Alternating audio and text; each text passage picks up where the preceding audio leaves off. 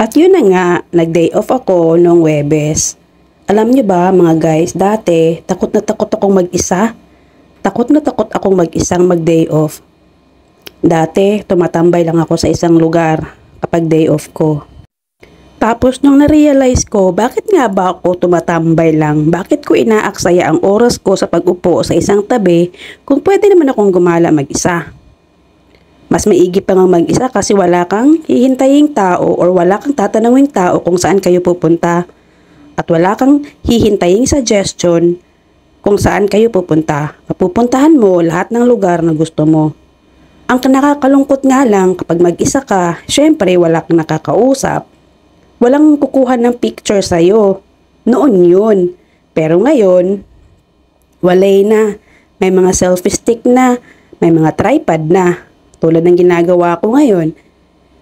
Sa hinaba-haba pala ng panahon na ini-stay ko dito sa Hong Kong, 3 beses pa lang akong nakapunta dyan. Noong 2019, tapos nung ginala ko yung kapatid ko at saka nung Webes nga. O diba? Ang tagal ko na sa Hong Kong pero 3 beses ko palang napuntahan ang Avenue of Stars. Pero alam nyo, ano ang kagandahan din kapag na mag-isa kang mag-day off? Marami kang nami-meet ng mga friends. Yun nga lang, nagiging photographer ka. Tapos, para kang timang nagbibidyo-video ka sa sarili mo na parang ewan. Tapos, nagpipicture-picture ka sa sarili mo na gamit ang tripod, ngumingiti ka sa harap ng tripod. Pero alam nyo, at the end of the day, nagamit mo pa rin yung araw mo sa may kabuluhang gala. Gala na in-enjoy mo kahit mag-isa ka. Gala na marami kang natutunan sa sarili mo na kaya mo palang mag-isa.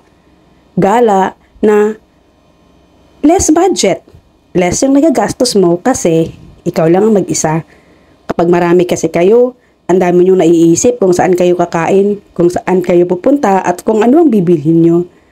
Hay, talaga, ang saya-saya lang talaga mag-day off mag-isa. Pero syempre, mas masaya pa din pag marami kayo. Paalam!